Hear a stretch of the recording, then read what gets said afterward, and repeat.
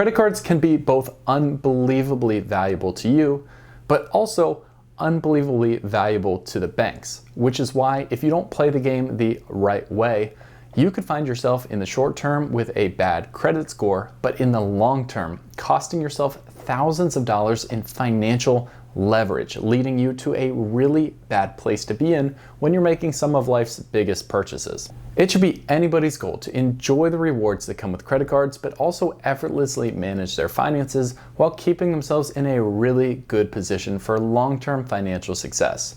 Avoiding these 7 mistakes will help you make that happen.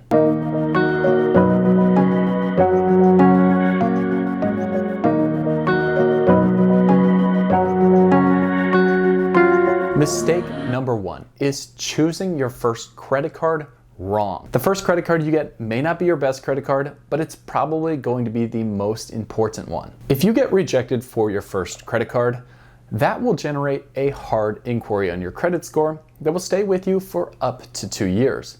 It'll also make it a little bit more difficult to eventually get approved for your first one whenever that happens.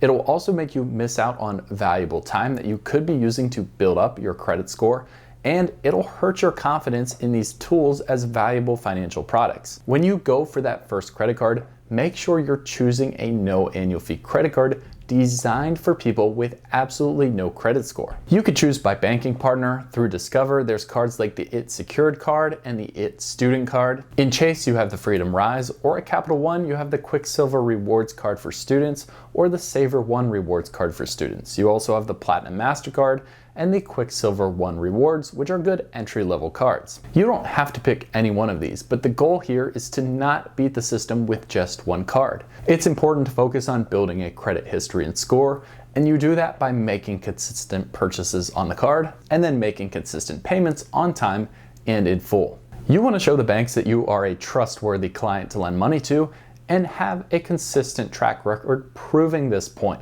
Getting that first card right will also give you a good understanding of the system of credit cards, understanding points and the interfaces that come with them to help you prepare to springboard into your next more powerful credit card further up the ladder. In combination with mistake number 1 though, is mistake number 2 that people fall into, and that is starting that first card as an annual fee credit card. Now, typically, annual fee cards are a little bit harder to get approved for early on in your credit journey, but that doesn't mean that it doesn't happen either. However, even if you can get approved, you don't want that first card you go for to be an annual fee credit card because of one very important factor making up your credit score, and that is credit history length. Because of the factor of credit history length, you want that first card that you open to be one that you keep open forever. Just from a logical perspective, if you get approved for an annual fee credit card and that happens to be your first credit card, you'll now be incentivized to continue to pay that annual fee year after year after year, even if in the future it's not in your best interest to do so, or that card doesn't become as relevant for your life at that time. However, you'll feel the need to keep that open because of the length of credit history impacting your credit score. This makes up about 15% of your score, and 2 factors go into calculating that 15%. The first is how long your credit accounts have been open, like the length of your oldest account, the age of your newest account, and the average age of all of your accounts,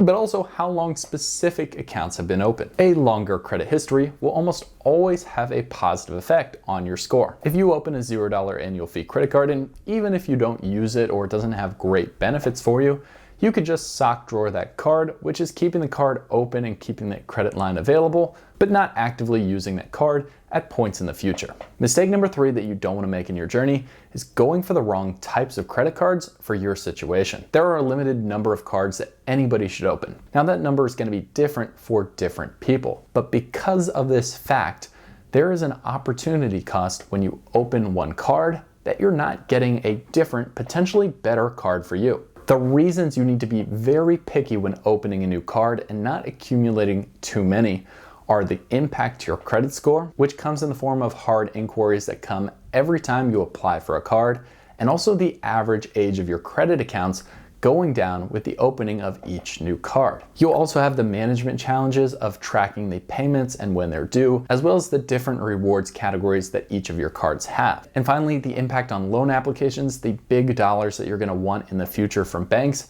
That could be affected too if the banks see you opening too many credit cards. They may believe you have a real need for this much different credit being available to you and make you a less favorable consumer to give that money that you really want one day. Now, to avoid going for the wrong cards, just follow 2 steps. Keep those limits in mind. This will keep you pickier and stricter in your plan to finding the cards that fit your style. Secondly, only pick credit cards that really match your spending categories. The mistake that I personally made was I saw the Southwest Rapid Rewards Plus credit card by Chase Bank.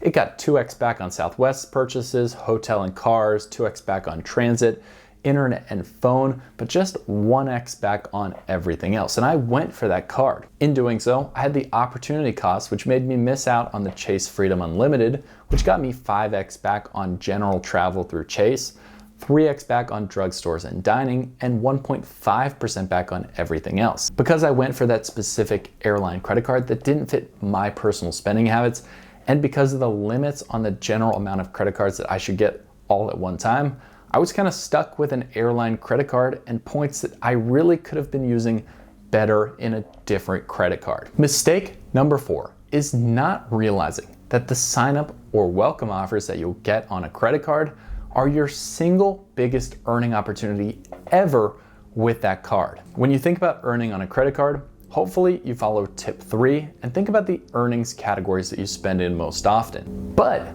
the place that the majority of your earnings are going to come from is that one-time welcome offer. Example A, Citi Double Cash Card is a very popular $0 annual fee card from Citi, which comes with a $200 cash sign-up bonus.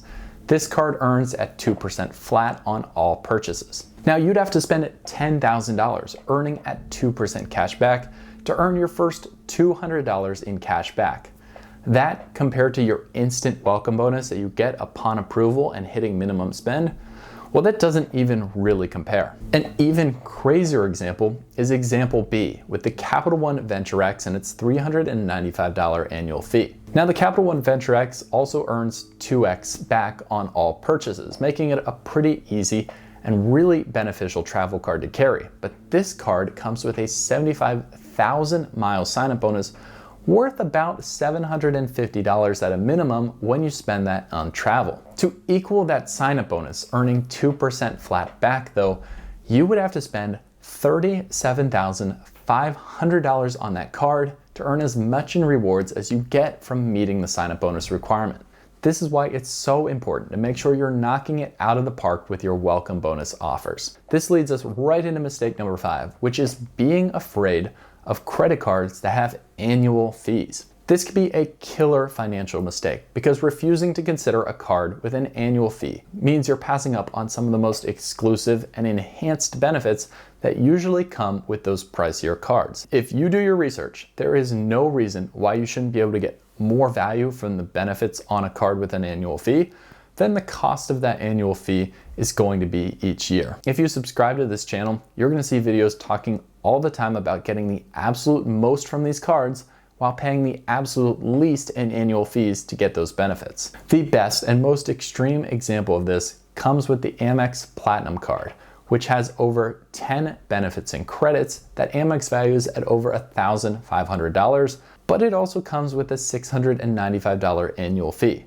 Now, I'm not saying everybody earns over $1,500 in benefits, but for the right people, this card is a goldmine of free benefits, credits, and enhanced travel experiences that make that annual fee very, very worth it to continue to pay every single year. Mistake number 6 that will kill your finances is leaving a balance on your card. Now this seems common sense, but going through an example will shock you the impact of doing this on your credit card account. If you don't pay off the balance of your credit card by the due date, you'll be charged interest on the balance left on your card. This interest that you're charged is going to be added to the balance of your card, which means now you're paying interest on interest that you've already accumulated. On one side of credit cards are the financial rewards, the free travel and luxury experiences, but on the other, darker side is interest and the payments that can catch up with you if you're not disciplined and careful about using them. Let's look at the Capital One Venture X, a super popular travel card, but it comes for some people with a 29.99% annual percentage rate. This card has a minimum payment of $25 or 1% of the balance on your card. Now, the average credit card balance, according to Experian data, is $6,501. If you carry that balance with an APR of 29.99%, the monthly interest accumulated would be $162.47. However, your minimum payment, that's only going to come in at $65.01, which means if you're leaving a balance, carrying a balance forward on this card, and just making the minimum required payment from Capital One, your interest and therefore your balance on the card is going to grow faster than you're even paying it off. Over the long term, this will kill your chances of financial success. And finally, mistake number 7 is accumulating too many credit cards too quickly. There is a fine line between going for that next credit card that seems perfect for your lifestyle and then building up too many credit cards at the same time. If you're someone who wants to build up a robust wallet, the rule of thumb is to wait 6 months between applications for your cards. Applying for credit cards affects the new credit section of a FICO credit score calculation.